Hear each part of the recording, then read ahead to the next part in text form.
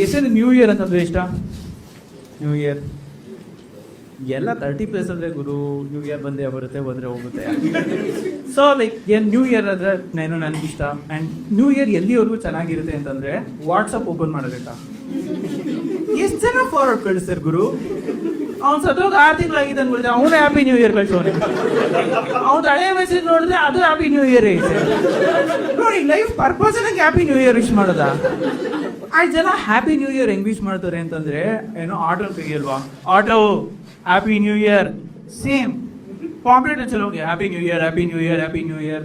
And ಈ ಥರ new year ಮತ್ತು ಹಬ್ಬದ ಟೈಮಲ್ಲೆಲ್ಲ ಇನ್ನೊಂದು ಏನಂತಂದರೆ ಯಾವ ಇಮೇಜ್ ಕಳಿಸ್ಬಿಟ್ಟು ವಿಶ್ ಮಾಡಿರ್ತಾರೋ ನೀವು ಅದೇ ಇಮೇಜ್ ಅವರು ಕಳ್ಸೋಂಗಿಲ್ಲ. ಓ ಮೈ ಗಾಡ್, ಆಸಿಫ್ ಅವ್ರು ಗೊತ್ತೇ ಆಗಲ್ಲ. ನಾನು ಅನ್ಕೊಳೋದು ಬೇಕಂತ ಅದೇ ಇಮೇಜ್ ಕಳಿಸ್ತೀನಿ. ಅವ್ನು ರಿಪ್ಲೈ ಮಾಡಿ ಅಂತ ಅದನ್ನೇ ಕಳಿಸ್ತೀನಿ. ಅವ್ನು ಕೇಳ್ಬೇಕು ನಾನು ಕಳ್ಸಿರೋದು ನನಗೆ ಕಳ್ಸಿದ್ಯಾ, ನೀ ಆ ಇಮೇಜ್ ನೀನೇ ಮಾಡಿದೆ. ನೀವು ಯೂಸ್ ಮಾಡ್ತಿರೋದು BSNL. ನೀವು ನೆಟ್ವರ್ಕ್ ಯೂಸ್ ಮಾಡಿದ್ರೆ ಇಮೇಜ್ ಮಾಡೋದ್ರಲ್ಲಿ ಡೌನ್ಲೋಡೇ ಆಗಲ್ಲ.